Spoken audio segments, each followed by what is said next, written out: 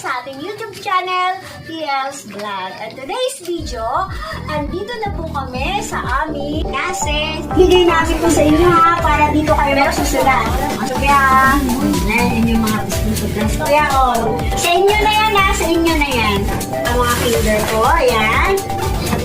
Okay, kung mapapansin nyo po sa aming klase ngayon, wala po kaming table, wala po kaming lamesa dito. Ito po ang lugar ng ulingan. Dito po yan sa dam site. Hello po, sa inyo po yun. Bumalik po kami sa lugar na ito.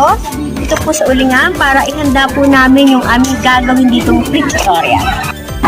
So ito po yun, nandito po kami muli. Ito po yung aming bakanting bahay na iwan sa amin.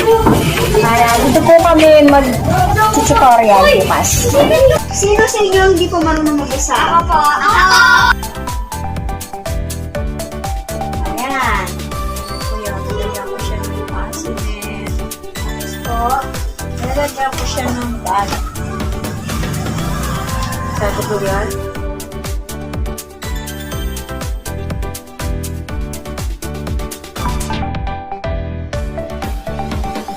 Nilagay namin sa kanila.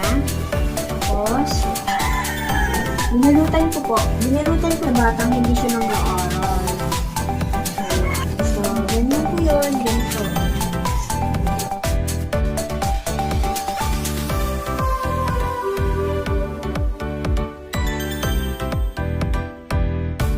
Let's find out kung ano pong mangyayari. Sobrang excited po kami. Excited po ba kayo? Yes, sobrang excited kami.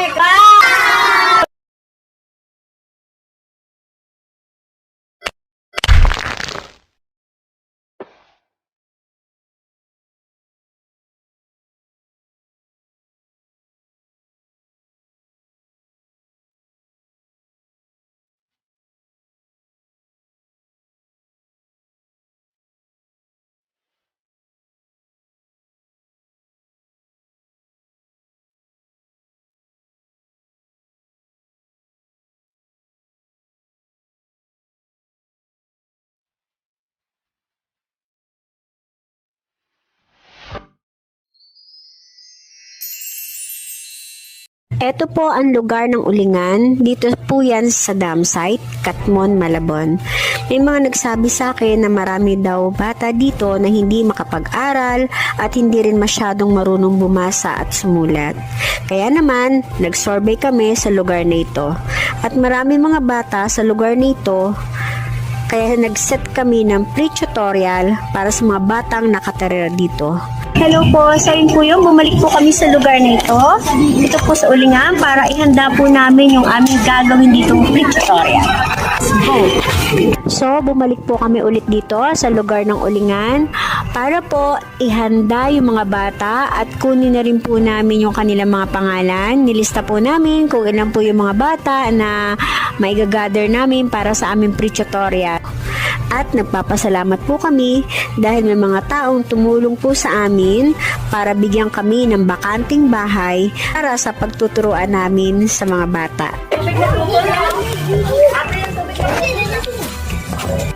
So ito po yun, nandito po kami muli. Ito po yung aming bakanting bahay na iwan sa amin. Para dito po kami mag-tutorial bukas. Sino sa inyo hindi po marunong mag-isa? Ako po. Pupunta kami dito sa susunod na araw at magtuturo kami sa inyo. Pwede nyo dalhin yung module nyo o di kaya bibigyan namin kayo ng notebook, tapos doon tayo magsusulat para matuto kayo magbasa. Gusto niyo po ba yun? Ito yung mga bata na ikakandak po namin para sa aming pre-tutorial. So, ibibigyan po namin sila ng oras at panahon para maturuan sa lugar na ito. At magkakaroon po kami ng libreng pagtuturo at magbibigay din po kami sa kanila ng school supplies. Para sa akin bukas is kahit 1 o'clock, parang ganyan, masikat ang araw, hindi tayo madilim. 1 o'clock ha, para medyo mahaba-haba yung banding natin. Dito kakain tayo. Gusto niyo yan? So ito po yun, yung aming part 2 ng aming preparation para po sa aming gaganating pre-tutorial. So, sa araw po yan ng bukas. Let's find out kung ano po ang mangyayari. At sobrang excited po kami. Excited po ba kayo? Yes, sobrang excited kami. So, ito po yung pamimigay namin sa mga kinder. Ito po yan, mga pad paper. Grade 2. Babalutan ko po sila. So, ganito po, papansyalan ko.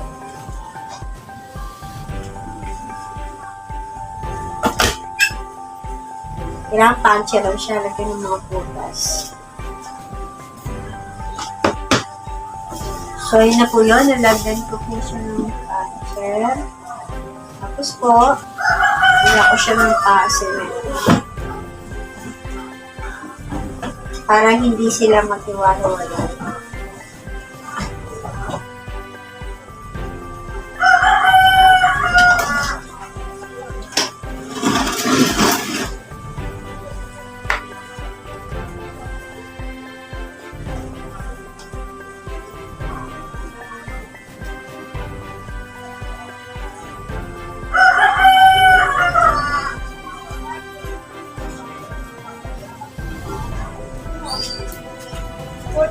Ayan.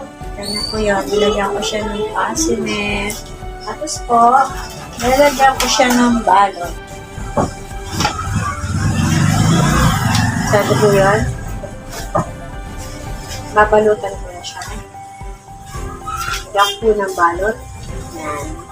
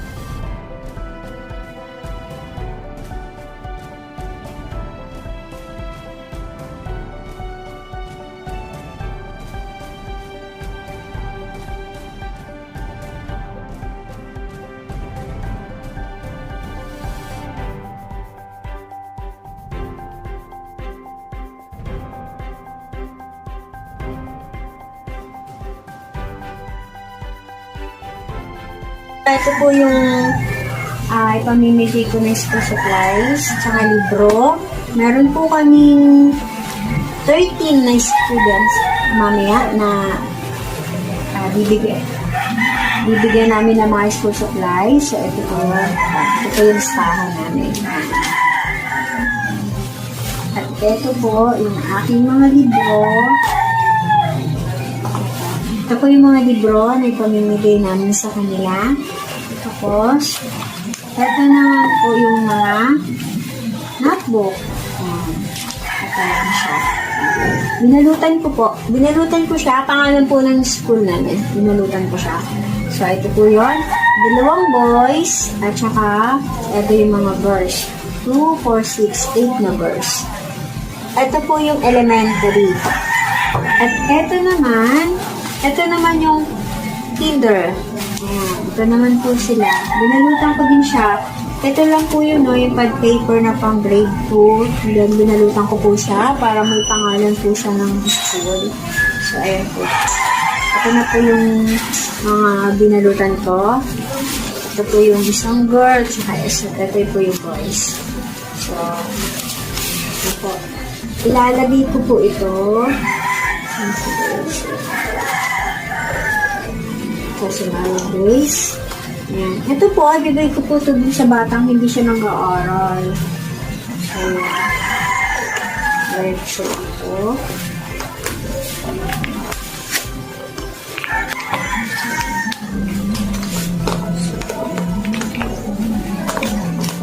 Ayan. Ready na siyang pamigay. Lagyan ko po siya ng textile.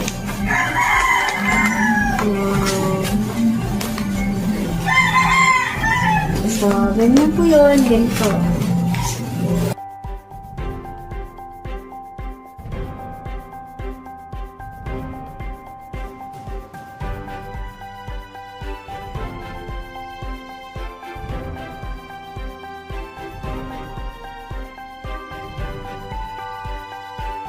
Hi everyone! Ito na po yung aming pinaka-aantay, yung aming pong free tutorial sa ulingan.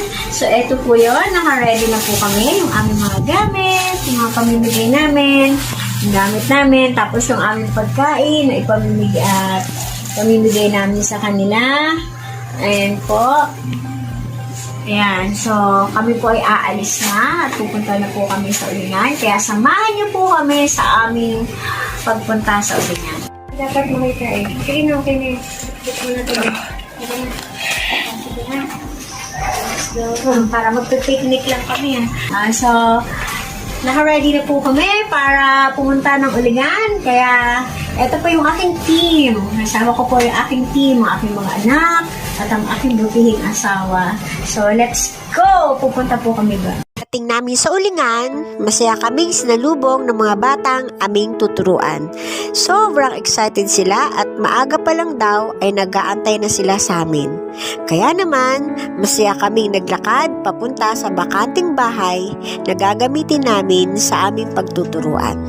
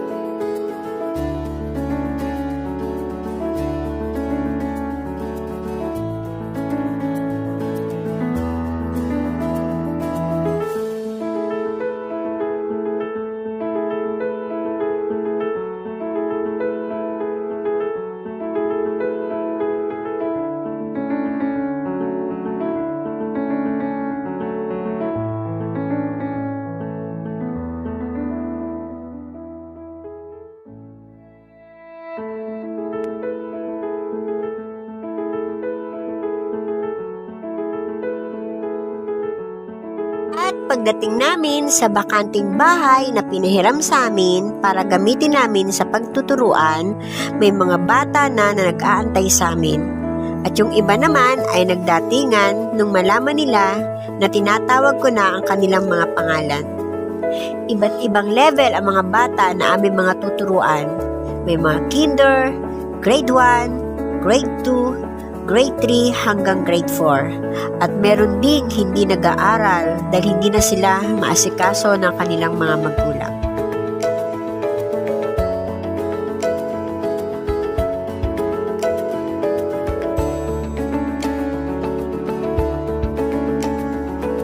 Kanina po ba kayo nagantay sa amin? Uy, alam niyo po ba kung bakit ang tagal namin? Kasi pinaglutuan namin kayo ng spaghetti. Gusto niyo?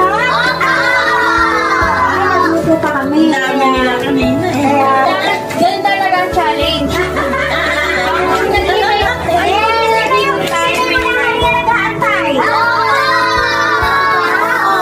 Pwede naman ulit kami bumalik dito. Huwag kayo mag-alala. Kasi hindi lang naman ito yung una na pagkikita. Ay, sa dami na tulad dito, magbibigay naman kami ng vitamins. As for the vitamin C para sa mama nyo. Kasi nakita namin ang inyong kalagayan dito na kailangan talaga yung hayaan nyo, pagpupray natin na may magbigay sa atin ng vitamins para sa inyo. Gusto niyo po yun? Nakita ko yung lugar nyo na kailangan nyo talaga ng vitamins, syempre yung immune system ng usok. Di po ba? Totoo naman, hindi talaga okay na, ayan, lumalanghap kayo ng mga usok kasi hindi maayos siya sa inyong kalusugan. So, sa susunod namin punta. Pero ngayon, sige, mag-start tayo ha, magtuturo na kami sa inyo. Ano nga nandito? May dugo na. May dugo na. Ayos mo ba mo, May? Ayos mo ba mo? Yan. Lagi mo yung yan. Yan, dito ba? Yan, ganyan. Kasi kayo, dito. Kasi para yung mga gamit nyo. Dito kayo. Okay lang ba sa inyo? Wala tayong lamesa? Kasi sinaate, oh.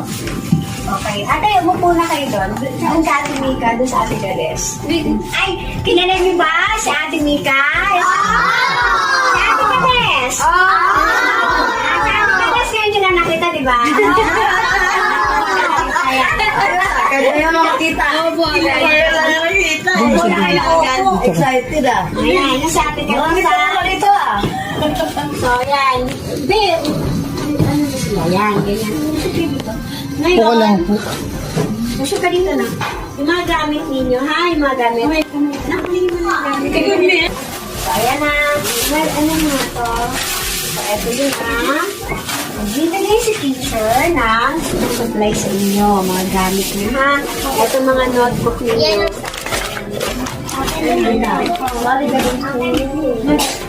Okay. So, ito yun, ha? Nakita niyo yan? O, ayan yung pangalan ng school namin. Sino yung pumupunta sa SMC? Doon kami banda. Nandun yung aming school. Ayan. Ayan o, JC, ha? Sakita niyo yung uniform na teacher. Ayan. Bibigay namin ko sa inyo, ha? Para dito kayo magsusulat. Kuya, grade 4, marunong ka na magbasa? Sa English. Sa English pa, hindi ka pa marunong? Sige. Yung mga elementary na hindi pa nakakapagbasa talaga, so tuturuan kayo na ate, ha? Ayan. Tapos, eto naman yung sa girls na elementary, ha? Ito sa inyo. Tignan nyo ng mga pangalan. Lapis. Yan ba kayo? 1, 2, 3. May lapis tayo na extra, no? Sige, Ito ba, ha? Ayan, yun yung mga school supplies. Kaya, sa inyo na yan, ha? Sa inyo na yan. Sa inyo na yan. Ate, yan, sino yung po, kaya, isa pa, si kanino ito, yung medyo may silaw yung pangalan. So, sakto lang. Ayaw nga kasi kulang ng isa. Tapos, yay! Para naman sa aking mga kinder. So, ito yung sa mga kinder ko, ha. Sa mga kinder ko, ayan. May notebooks kayo rito. Hindi po tumulog, eh. Pwede nyo itong kulayan. At saka, ayan, ha. Pwede nyo itong kulayan, ha. Ayan siya, ha. Si Ate Mary Grace, hindi ka nga nag-ising uli. Hindi ka nag-aaral. That's why, ito sa'yo, be, ha. Ayan. Be, ito sa'yo. Sa'yo. Ano sa'yo? At eto sa'yo. Yay! Palakpakan muna natin sa'yo. Merry Christmas! Para ano? Sige, bago tayo mag-start, pray muna tayo. Let us pray. Magpasalamat muna tayo sa Panginoon bago tayo magsimula. Teka, may mga lapis yun na naka sa loob. Sige. Kasi lapis nila, meron ako dito. Dala tayo ng lapis. Try muna tayo, bago tayo mag-umpisa kasi kailangan guide tayo agad, no? Ang hirap pa. Ang dami yung tuturuan namin, kaya kailangan maging maayos yung pagtuturo namin sa inyo. Sige, let us pray. Bigyan ng mga mata. At try ko mag-pray. Saglit lang naman pray. Sige, let us pray. Let us pray. Panginoon, maraming salamat po sa dakilang araw na ito na pinagkaloob mo sa amin. Maraming salamat na dinala mo kami dito sa Ulingan at dalayan na po namin sa mga bata na tuturuan namin ngayon ay may tanim po sa kanila ang tunay na kahalagahan, Panginoon, ng pag-aaral. Dalayan nga po, Panginoon, na maging masaya po kami at tumanin po ang lahat ng matututunan po nila sa araw na ito. Maraming salamat at tunay nga, Panginoon, na sila lang namin po pinapalig ang pinakamataas ng pagpuri sa pangalan mo ng Panginoon. Amen. Palakpakan. Hi everyone! Andito na po kami sa aming klase dito po sa Ulingan. Ito po yung aming mga estudyante ngayon. Ayan po sila lahat. Hi muna kayo! Hi! So ito po yung aking mga kinder. O mga kinder daw, kinder. Hi kayo, kinder. O hi! At ito naman po yung aming mga elementary. Yan po. At syempre, kasama ko po ang aking mga anak, makaagapi doon sa aming pagtuturo sa ating Kades at si ating Mika. Yan. So, bibigyan po namin sila ng maraming oras sa lugar na ito para sa aming pagtuturo. At mamaya, bago po kami matapos, kami po ay magkakaroon ng konting salo-salo sa mga bata ito. Okay, kung mapapansin niyo po sa aming klase ngayon, wala po kaming table, wala po kaming lamesa dito. So, dahil nga po sa gusto namin magkaroon ng pag-aaral, gusto po natin na lumapag na lang dito sa lapad, dito na lang kami mag-aaral. So, walang makakahadlang kapag gusto mag-aral ang mga bata at gusto nilang matuto. Kaya ganito po yung aming sistema, dito lang po kami sa lapag magsusulat.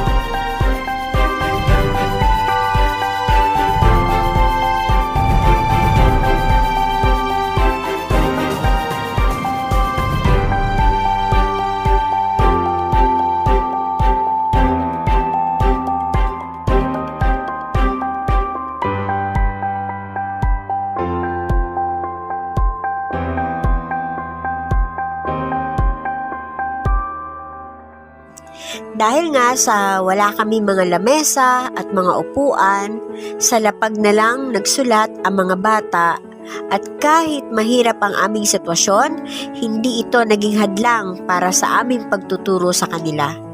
Lalo na't nakita namin ang kanilang kasipagan at pagpupursige na matuto sa aming mga tinuturo. Napakasarap sa pakiramdam na makita namin sa mga batang ito ang pagsisikap nila na matuto, lalo na nung may mga natapos na magsulat. Tuwang-tuwa sila na nilalagyan namin sila ng star bilang reward sa kanilang mga ginawa.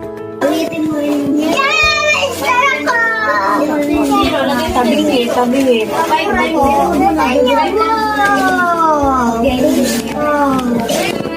Ikaw ba? Estandon, no? Ikaw, ano yung estandon? Malami yan. Tapos panalo siya? Ay, ballpen siya.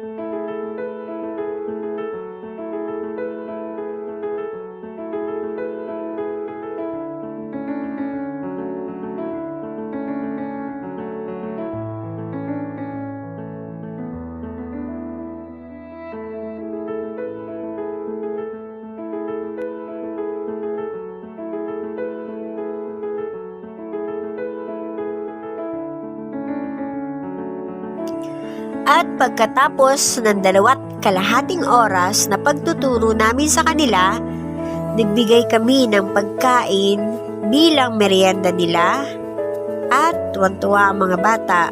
Kaya naman, pinagpasalamat namin ito sa ating Panginoon. Pray muna tayo syempre. Pagpasalamat natin sa Panginoon na meron tayong blessing. Masaya po ba kayo? Masalamat natin kay God kasi merong at paano nabigyan namin kayo ng blessings na ganyan. So sige, pray tayo Subscribe, pisit lahat ng mga mata. Lord Jesus, thank you for this food. You given us. Bless this food. In Jesus' name we pray. Amen.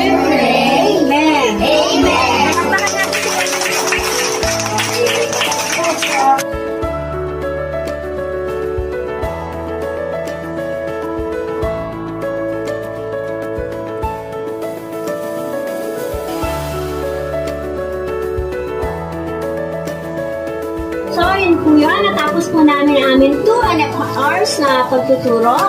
Maraming pong salamat sa inyong panonood sa aming video. Huwag niyo pong kalilimutan para kung gusto niyo pong maging updated sa lahat po ng aking mga videos, mag-subscribe, mag-comment down below, and hit ang notification bell para po lagi kayo makasama sa lahat ng mga videos po na gagawin namin. At lagi po nating tatandaan, ano po ang ating ginagawa, saan man tayo magpunta, God!